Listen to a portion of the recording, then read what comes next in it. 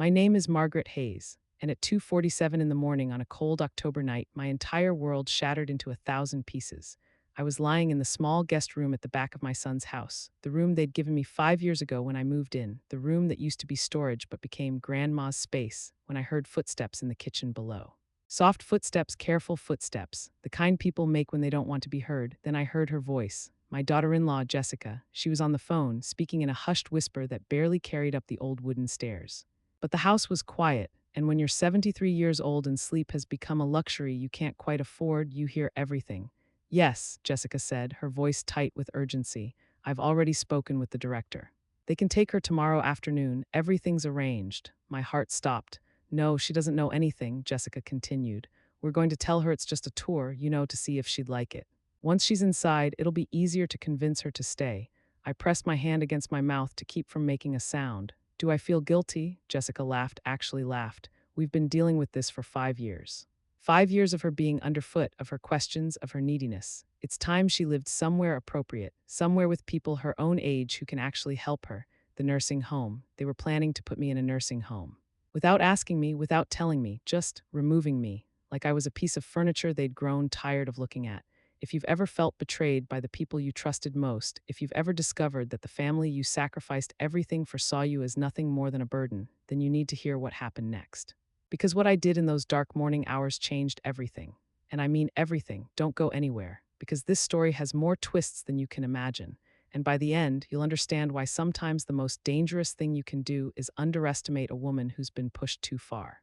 My name is Margaret Hayes. I'm 73 years old, and this is the story of how I escaped. Let me take you back 5 years to the beginning, to the moment I made the biggest mistake of my life. It was 3 months after my husband Henry died. Heart attack. Sudden. One moment he was mowing the lawn, humming that old Frank Sinatra song he loved, and the next moment he was gone. 62 years of marriage erased in a single afternoon. I was lost, completely, utterly lost. Our condo felt too big and too empty. Every room held memories that cut like broken glass. His reading glasses on the nightstand. His coffee mug in the sink. His jacket still hanging by the door because I couldn't bring myself to move it. That's when my son Daniel showed up. He knocked on my door on a Sunday morning, his eyes red from crying, and pulled me into a hug that lasted forever. Mom, he said, his voice breaking. I can't leave you here alone. You're all I have left. Please, come live with us. Jessica and I have plenty of room. We want you there. We need you there. His words melted something inside me that had frozen solid since Henry died. Are you sure? I asked, wiping my eyes. I don't want to be a burden. A burden? Daniel pulled back and looked at me like I'd said something crazy. Mom, you raised me. You sacrificed everything for me. Now it's my turn to take care of you. Please, let me do this. So I sold the condo, the place where Henry and I had built our life together, where we'd celebrated anniversaries and birthdays, where we'd grown old together. I sold it and moved into Daniel and Jessica's house in the suburbs of Portland, a beautiful craftsman-style home with a big backyard and that quintessential American charm, white picket fence and all. At first, it was perfect. Daniel was attentive. He asked about my day, helped me set up my room, made sure I had everything I needed. Jessica smiled whenever she saw me. Margaret, you look lovely today. Margaret, would you like some tea? Margaret, we're so happy you're here. I felt useful. I helped with the housework, doing dishes, folding laundry, keeping the common areas tidy. Small things that made me feel like I was contributing, not just taking up space. I thought this was my new beginning. A chance to be close to my son in my final years. A chance to not be alone. But slowly, so slowly, I almost didn't notice, things began to change. The smiles started to fade, sweet words turned cold. Hugs became brief, obligatory gestures, and I, naive and trusting, kept telling myself it was just an adjustment period, that things would get better. They didn't. Jessica was the first to show her true colors. It started with little comments, tiny observations that seemed harmless at first. Margaret, do you think you're eating a bit much? I'm just concerned about your health. Or maybe when we have guests over, you could stay in your room. The house just feels less crowded that way. Or my personal favorite, older people sometimes don't realize how much space they take up. I'm not saying you do, but just something to think about. Each comment was a small cut, not deep enough to cause real damage, but enough to sting, enough to make me question myself. Was I eating too much? Was I in the way? Did I take up too much space? Daniel never contradicted her. That was the worst part. When Jessica would make these comments at dinner, Daniel would just nod along. Mom, Jessica has a point. You should rest more. We don't want you overdoing it. Rest. Their favorite word, code for disappear. As the months turned into years, the humiliations intensified. Jessica stopped cooking for me. If you want something special, you're welcome to make it yourself, she said with that perfectly practiced smile. I'd come down for dinner and find them already eating, 2 plates on the table instead of 3. Oh, Mom, Daniel would say, looking up with faint surprise. We didn't know you were hungry. There might be some leftovers in the fridge. Leftovers for the woman who gave birth to him, who raised him, who paid for his college education. One night I was washing dishes after they'd gone upstairs to their room. The old house had thin walls and their voices carried down like ghosts. We can't keep doing this, Jessica said, her voice sharp with frustration. I know, Daniel replied, but she's my mother. Exactly, she's your mother, not mine. I didn't marry you to become a caretaker for the elderly.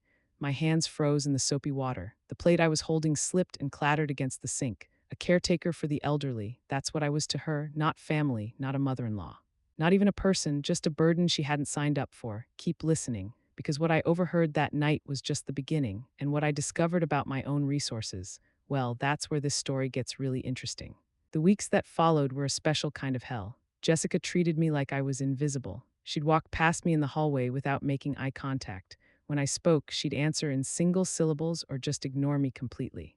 Daniel wasn't much better. He'd come home from his job at the accounting firm, kiss Jessica hello, and give me a brief nod like I was a distant acquaintance he vaguely recognized.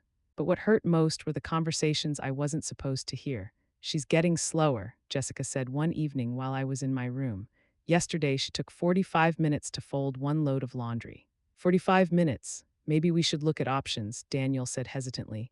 Options? I whispered to myself in the darkness of my room. What kind of options? I didn't dare ask, but deep in my bones, I already knew.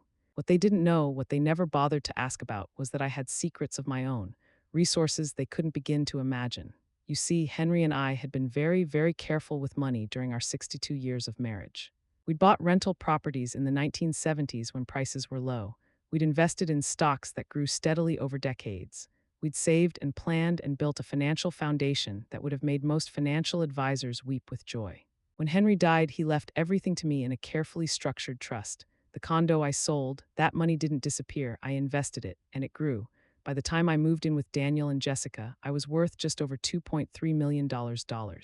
They had no idea. To them, I was just a poor widow living off Social Security, someone to be pitied, someone to be endured. They never asked about my finances, never wondered how I'd afforded that condo in the first place. Never questioned anything, and I never told them. Some instinct, maybe the same instinct that had kept me alive and sharp for 73 years, told me to keep quiet, to hold my cards close. Thank God I listened to that instinct. That August night, the night everything changed, I couldn't sleep. It was too hot, too humid. The kind of Portland summer night where the air feels thick enough to swim through. I lay in my small room, staring at the ceiling, listening to the house settle and creak around me. Around 2:30 a.m., I heard footsteps, soft ones, someone moving carefully through the dark house. Then I heard Jessica's voice, low and urgent, talking on her phone in the kitchen. I got out of bed as quietly as I could and crept to my door. The old hinges didn't squeak. I'd learned to open it slowly over the years, learned how to move through this house without being noticed. Jessica's voice drifted up the stairs. Yes, I've already spoken with the director at Riverside Manor. They can take her tomorrow afternoon. Everything's arranged. Riverside Manor, the nursing home on the edge of town. The one with the pretty gardens and the locked memory care unit. My blood turned to ice. No, she doesn't know anything, Jessica continued. We're going to tell her we're taking her on a tour. Just to look around, see if she'd like it. Once we get her inside, it'll be easier to convince her to stay. A tour, a lie, a trap. Do I feel guilty? Jessica laughed. Are you kidding? We've been dealing with this for 5 years. 5 years of her being here constantly, of her neediness, of her taking up space in our lives. It's time she lived somewhere appropriate, with people her own age, people who can actually take care of her properly. I backed away from the door, my hand pressed against my mouth to keep from making a sound. They were going to take me to that nursing home tomorrow. They were going to trick me into going inside. And once I was there, once I was on their territory, how easy would it be to just leave me there, to sign some papers? To tell the staff I was confused, to paint me as a senile old woman who couldn't make her own decisions. In that moment, standing in the dark hallway of my son's house, I made a decision. I was not going to be there when morning came. I was not going to let them control my life like I was a child, like I was property to be managed and disposed of. I was getting out tonight. If your heart is pounding right now, good.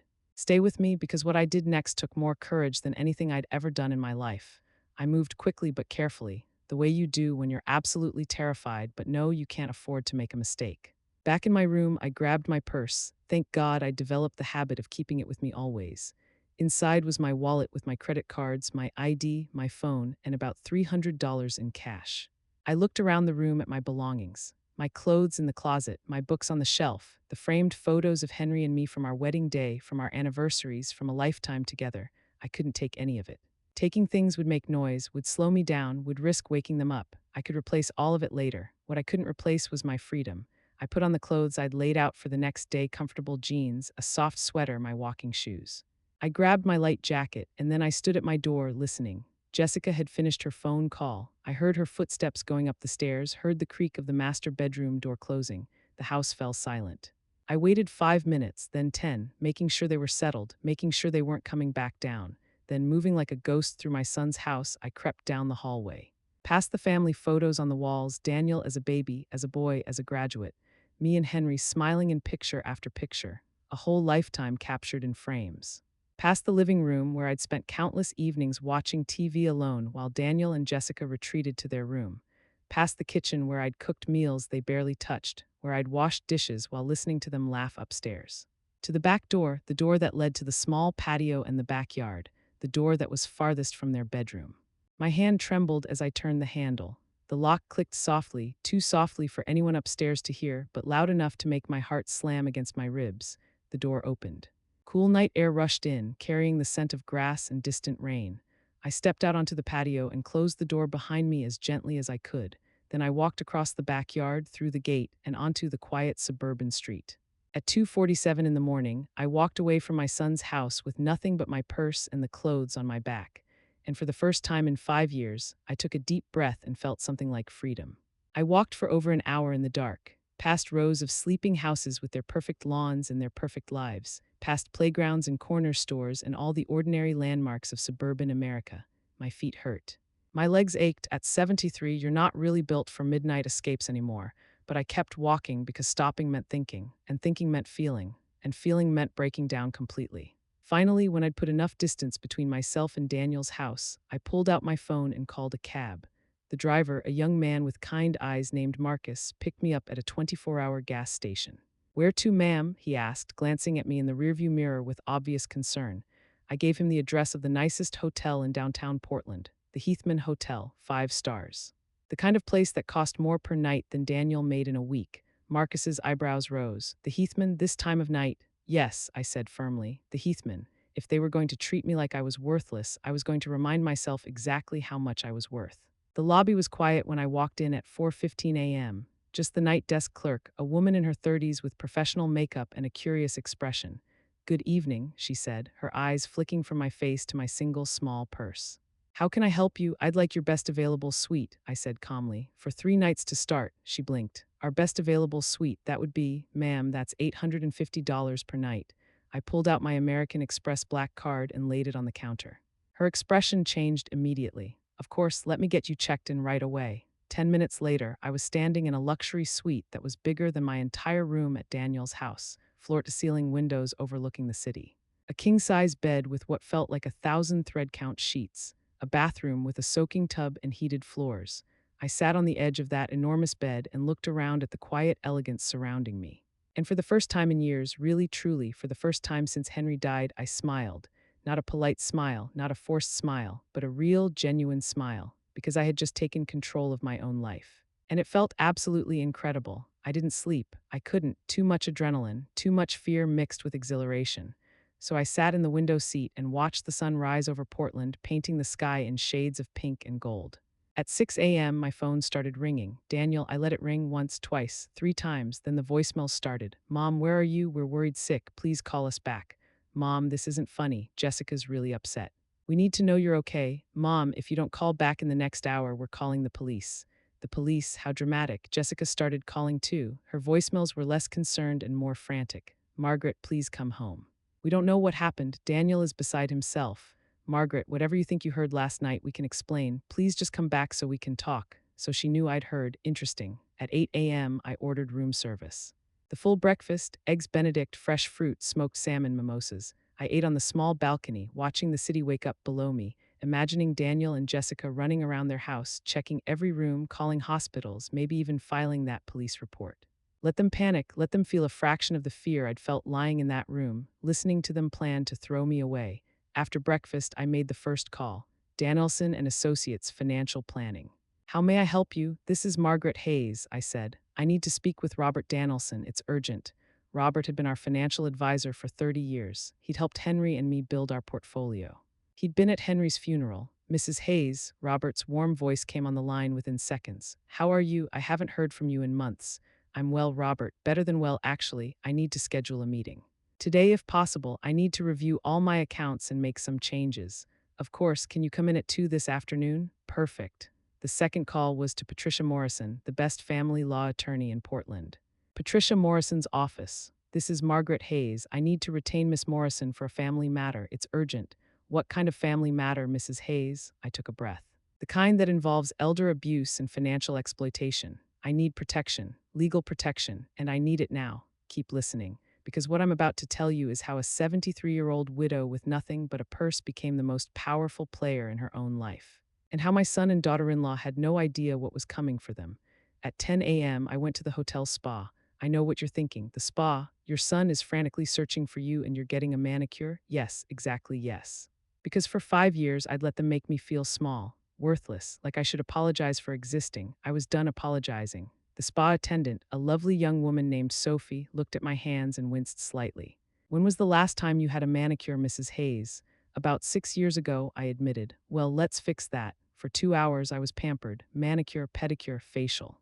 Hairstyling and color to cover the gray I'd stopped caring about years ago. When I looked in the mirror afterward, I barely recognized myself. The woman looking back at me had styled silver blonde hair, glowing skin, perfectly manicured nails painted a bold red. She looked confident, powerful, like someone who wouldn't take anyone's nonsense. You look beautiful, Sophie said, smiling. I feel like myself again, I replied, and I meant it. At 2 p.m., I walked into Robert Danielson's office on the 15th floor of a downtown high-rise. Robert stood up when I entered, his eyes widening. Margaret, is that you? I smiled. Hello, Robert. You look incredible. What's going on? I sat down in the leather chair across from his desk. I need you to give me the complete picture of my finances, every account, every investment, every asset. I need to know exactly where I stand. Robert pulled up my files on his computer, and for the next hour, we reviewed everything. The rental properties Henry and I had bought in the 70s and 80s, now worth over $800,000. The stock portfolio we'd carefully built, now worth $1.2 million. The life insurance payout from Henry's death, $300,000, invested and grown to nearly $400,000. The proceeds from selling our condo, another $200,000. Your total liquid assets, Robert said slowly, are approximately $2.4 million.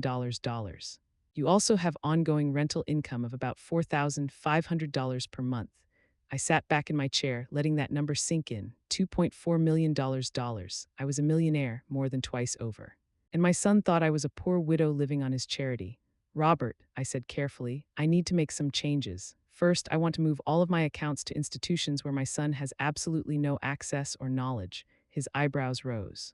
Has Daniel been trying to access your accounts? Not yet, but I want to make sure he never can. Consider it done. Second, I need you to help me find a property to buy. Nothing huge, a condo, 2 bedrooms. Something elegant but manageable. Are you leaving your son's house? I already did at 2:47 this morning. Robert stared at me, then slowly he smiled. Good for you, Margaret. At 4 p.m., I met with Patricia Morrison in her sleek office overlooking the Willamette River. Patricia was in her 50s, sharp as a tack, with a reputation for absolutely destroying opponents in court. Mrs. Hayes, she said, shaking my hand firmly, tell me everything. So I did. I told her about the conversation I'd overheard, about the plan to take me to Riverside Manor under false pretenses, about the 5 years of subtle abuse and isolation. Patricia took notes, her expression growing more serious with every word. This is elder abuse, she said when I finished. Psychological abuse at minimum. Possibly financial exploitation if they've been accessing any of your resources. They haven't, I said. They don't even know I have resources. Patricia's eyes glinted. Even better. That gives us leverage. I don't want revenge, I said carefully. I just want protection, and I want them to understand that what they planned to do was wrong. Understood. Here's what we're going to do. For the next hour, Patricia laid out a legal strategy that was both brilliant and devastating. First, she'd file for a protective order preventing Daniel and Jessica from contacting me or attempting to make any medical or financial decisions on my behalf. Second, she'd draft a cease and desist letter making it crystal clear that any attempt to have me declared mentally incompetent would result in immediate legal action. Third, and this was my favorite part, she'd arrange a very public, very official reading of my financial status and mental competency. Public, I asked, we'll do it at a venue of your choosing. Invite witnesses, make it formal and documented. That way, if they ever try to claim you were confused or incompetent, we have dozens of reputable witnesses who can testify otherwise. I smiled. I have an idea about that. I'm listening. There's a charity gala next month, the Portland Foundation annual benefit. It's one of the biggest social events of the year. Patricia's smile matched mine.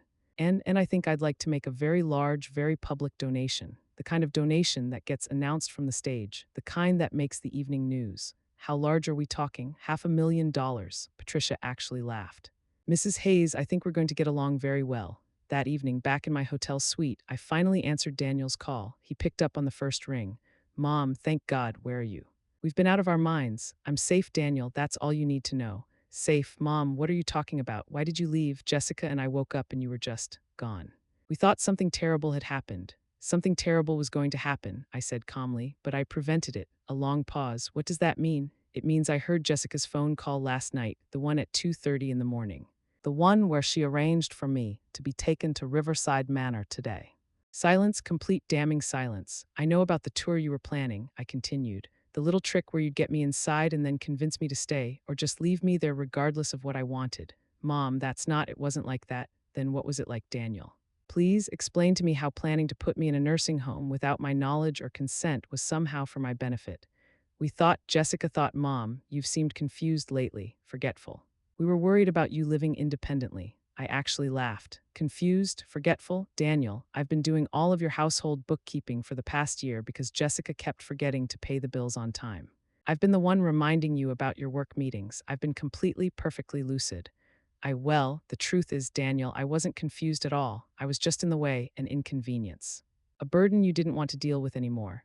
That's not true, isn't it? When was the last time you included me in a family dinner? When was the last time Jessica spoke to me with actual kindness? When was the last time either of you treated me like I was a person instead of an obligation? He had no answer. I'm not coming back, I said quietly. I've retained a lawyer. You'll be hearing from her soon. Mom, please, let's just talk face to face. We can work this out. We have nothing to work out. Goodbye, Daniel. I hung up before he could respond. My phone immediately started ringing again. Jessica, this time, I let it go to voicemail. Margaret, please, I don't know what Daniel told you, but you're misunderstanding everything. We love you. We want you home. Please just come back so we can explain. I deleted the message without listening to the rest. They'd had 5 years to explain, 5 years to treat me with respect, 5 years to show me I mattered. They'd chosen differently. Now they'd live with the consequences. If you think this story is over, you're wrong, because what happened next shocked everyone, including me. Stay with me. The next few days were a blur of activity. I moved out of the hotel and into a beautiful furnished rental apartment that Robert helped me find. 2 bedrooms, floor-to-ceiling windows, a building with 24-hour security. $3,500 per month, pocket change considering my resources. I hired movers to go to Daniel's house and collect my belongings. Patricia sent them with a legal representative to make sure Daniel and Jessica didn't try to interfere. According to the movers, Jessica cried the entire time. Daniel stood in the driveway looking shell-shocked. Good, I also did something else, something I'd been thinking about since that night in the hotel. I called Riverside Manor. Hello, this is Margaret Hayes. I believe my daughter-in-law Jessica Hayes contacted you recently about arranging placement for me. Yes, Mrs. Hayes. The woman on the phone sounded cheerful. We have you scheduled for a tour this afternoon at 2. We're so looking forward to meeting you. I'm calling to cancel that tour and to inform you that any arrangements made regarding me were done without my knowledge or consent. A pause. I'm sorry, Mrs. Hayes. Are you saying you didn't authorize this placement?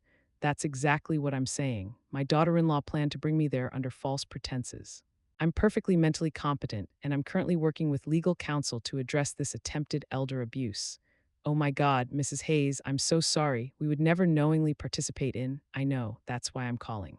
I wanted to make sure you had the full picture, and I wanted to ask, do you record intake phone calls? Yes, we do, for quality assurance. I'd like to request a copy of the call from my daughter-in-law. For legal purposes, I'll have to check with our legal department, but given the circumstances, I think we can provide that. 3 days later, I had a recording of Jessica's voice cheerfully arranging to have me committed against my will. Patricia listened to it with a grim smile. "This is gold," she said. "Absolute gold." Daniel tried everything to get me to respond. He showed up at my new building. The security guard, a former Marine named Tom who took his job very seriously, refused to let him up. "Sir, Mrs. Hayes has you on the no contact list. I'm going to have to ask you to leave." "That's my mother. I just want to talk to her." "Sir, if you don't leave voluntarily, I'll have to call the police." Daniel left. But he came back 2 more times that week. After the third time, Patricia filed for the restraining order. Daniel got served with papers at his work. According to mutual acquaintances, his boss was not pleased.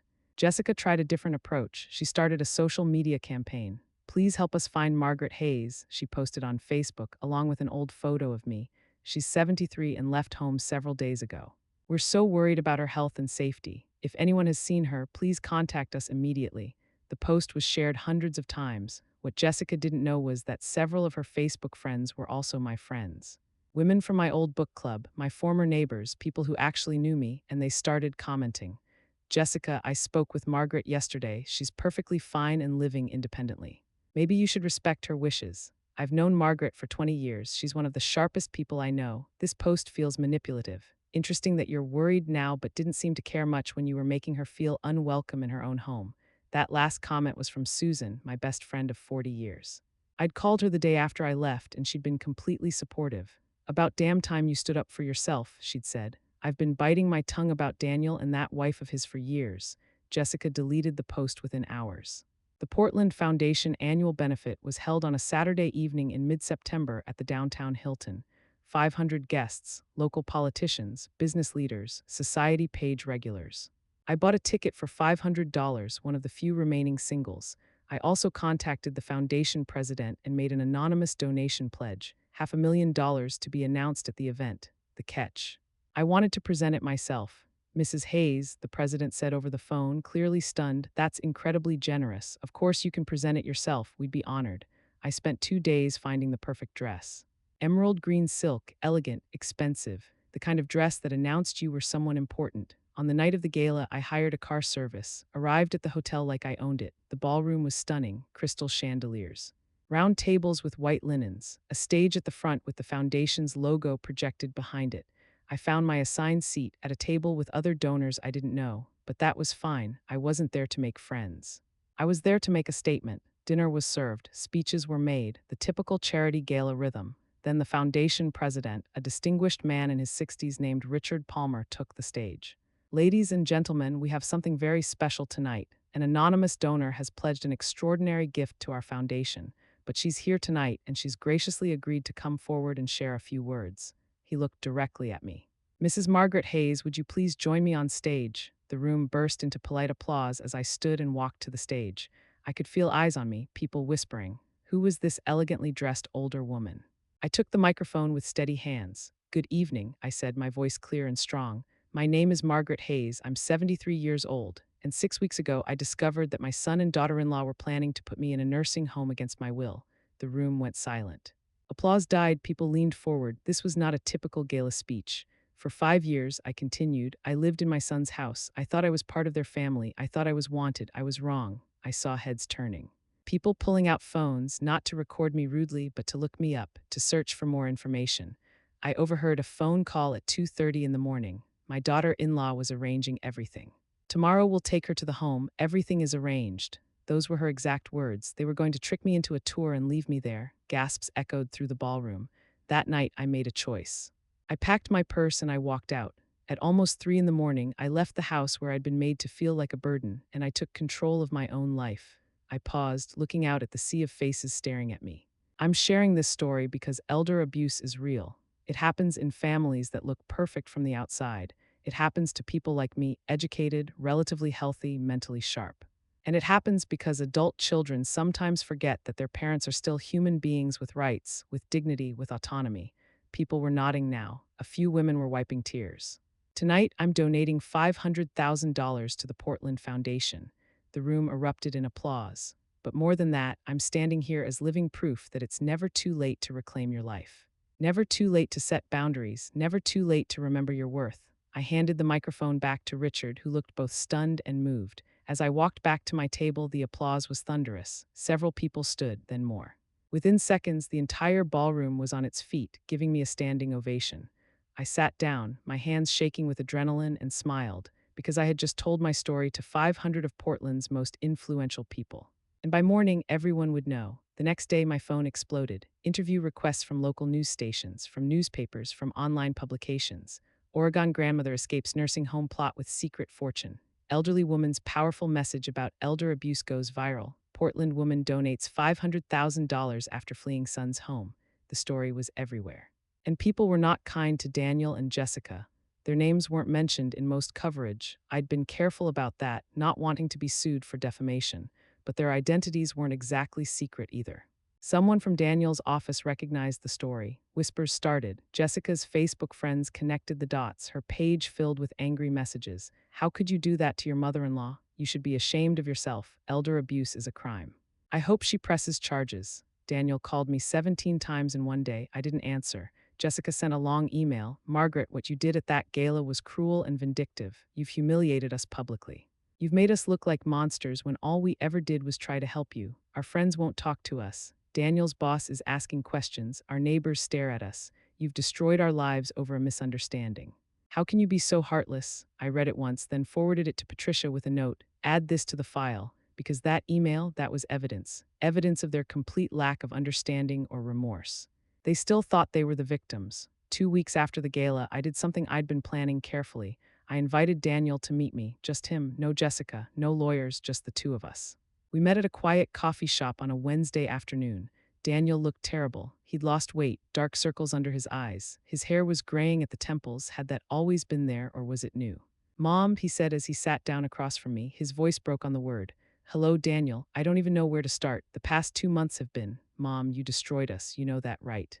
You completely destroyed us. I told the truth, I said calmly. That's all I did. The truth. You made us sound like villains, like we were trying to hurt you. Weren't you? No, we were trying to help. We thought, he stopped, running his hands through his hair. We thought you couldn't handle living independently anymore. We thought the nursing home would be better for you, without asking me, because we knew you'd say no. Exactly, Daniel. Because I had the right to say no, and you tried to take that right away from me. He stared at his coffee. Jessica said it was the best option. She said you'd be happier there. Jessica thought, Daniel, do you hear yourself? When did Jessica's opinion about my life become more important than my own? Silence. Let me ask you something, I continued. In those 5 years I lived with you, did you ever, even once, ask me if I was happy? If I felt welcome, if I wanted to stay? He didn't answer. Did you notice when Jessica stopped including me in meals? When she started making me feel like I was a burden? Did you say anything? Stand up for me. Tell your wife that treating your mother like that was unacceptable. I didn't realize it was that bad. You didn't realize because you didn't want to see it. It was easier to go along with Jessica. Easier to let me fade into the background than to risk conflict with your wife. Tears started rolling down his face. You're right, I know you're right. Mom, I failed you. I failed Dad. He'd be so disappointed in me. That hit me hard.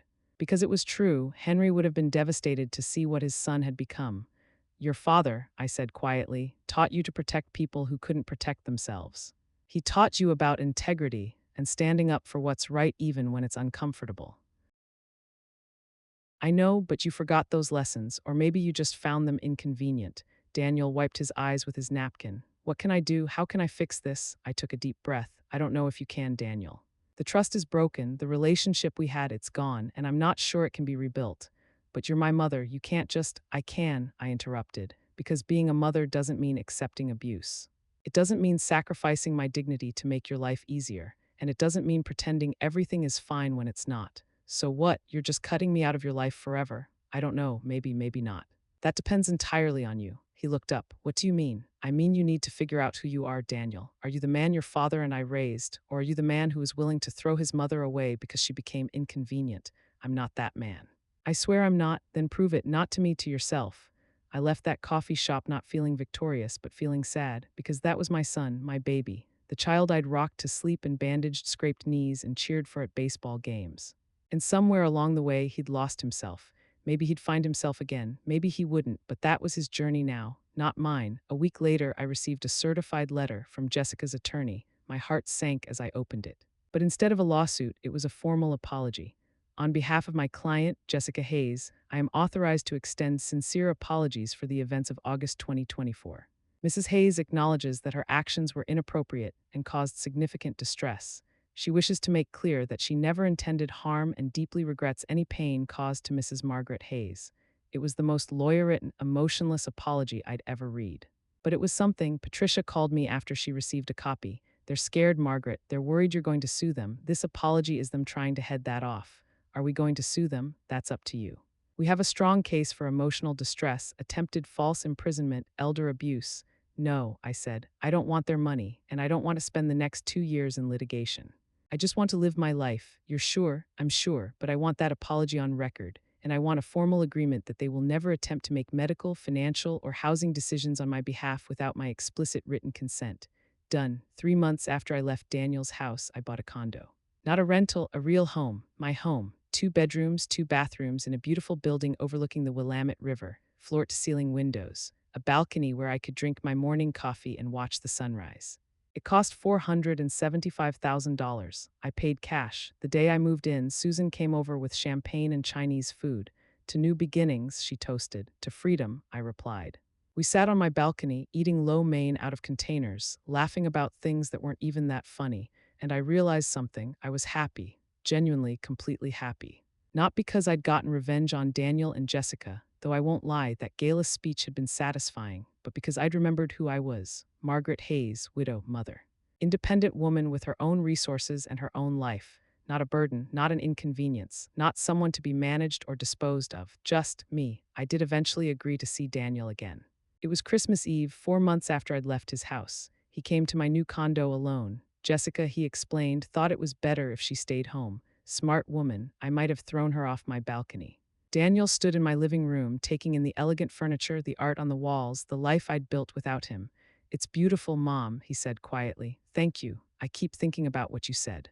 About Dad being disappointed in me. I didn't respond. I talked to a therapist, he continued, about everything, about why I let Jessica control so much, about why I didn't stand up for you. And what did you learn? That I was scared, scared of conflict, scared of losing Jessica, scared of not being enough. He looked at me. But in trying to avoid all of that, I lost something much more important. I lost you, and I lost myself. I felt tears prick my eyes but held them back. I can't undo what I did, Daniel said, but I'm trying to be better. I stood up to Jessica for the first time last month, told her that the way she treated you was unacceptable and that I should have said something years ago. How did she take that? Not well. We're in couples therapy now. She might leave me. I don't know. Part of me wanted to feel vindicated. The other part just felt sad.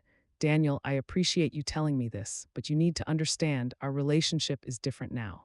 I'm not the mother who will drop everything to make your life easier. I'm not the grandmother who will babysit on demand or loan you money or be there whenever you need me. He nodded. I know. I'm putting myself first now, my needs. My happiness, my life, you absolutely should. And if we rebuild something, if it'll be on my terms, with boundaries, with respect, with the understanding that I'm not here to serve you. I understand, and Mom, I'm really, truly sorry. For all of it, I looked at my son, this flawed, complicated person I'd brought into the world, and felt something shift. Not forgiveness exactly, not yet, but maybe the beginning of it. We'll see, I said. Time will tell, he nodded and left shortly after. And I sat in my beautiful condo, watching the Christmas lights twinkle across the city and felt at peace. 6 months after leaving Daniel's house, I started a foundation. The Margaret Hayes Foundation for Elder Advocacy.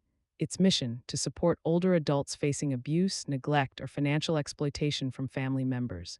We provide legal assistance, emergency housing grants, financial counseling, and support groups. In our first year, we helped 43 people escape situations like mine. 43 people who'd been made to feel like burdens, like problems, like they didn't matter anymore. One woman, 78-year-old Carol, cried in my office when we helped her get a protective order against her daughter who'd been stealing her Social Security checks. I thought I was going crazy, Carol said. My daughter kept telling me I was confused, that I was imagining things, but I wasn't. She was just stealing from me and gaslighting me about it. You're not crazy, I told her, holding her hand. And you're not alone anymore. That became our tagline. You're not alone anymore. The foundation became my purpose, my calling. Every morning I woke up in my beautiful home, made coffee on my balcony, and went to work helping people reclaim their lives. Just like I'd reclaimed mine. Today, as I sit here telling you this story, it's been 2 years since that August night when I walked out of Daniel's house with nothing but my purse. 2 years since I heard Jessica's voice planning to throw me away like trash. 2 years since I decided I was worth more than that. Daniel and I have rebuilt something small but real. We have lunch once a month. We talk on the phone every week. He's working on himself, genuinely working on himself. Jessica and I are civil, cordial, we'll never be close, but we can be in the same room without me wanting to scream. That's enough. My foundation is thriving. We've helped over 200 people now. 200 stories of people finding their strength, their voice, their worth. And me, I'm living a life I never imagined was possible. I have friends. Real friends who value me for who I am, not what I can do for them. I have purpose, work that matters, work that saves lives, and I have freedom. Complete, absolute freedom to make my own choices, live by my own rules, be myself without apologizing. So let me tell you what I learned from all of this. First, it's never too late to stand up for yourself, never too late to set boundaries, never too late to walk away from people who treat you poorly, even if they're family. Especially if they're family. Second, your worth is not determined by how useful you are to other people. You don't have to earn your place at the table. You don't have to justify your existence. You matter simply because you exist. Third, sometimes the most loving thing you can do for yourself and for others is to refuse to accept unacceptable behavior, to say no more, to draw a line and mean it. And finally, keep your resources your own. Don't let anyone's son, daughter, spouse, anyone have complete control over your finances or your life. Maintain your independence, protect yourself, because the sad truth is people will surprise you, not always in good ways. And when they do, you need to be able to save yourself.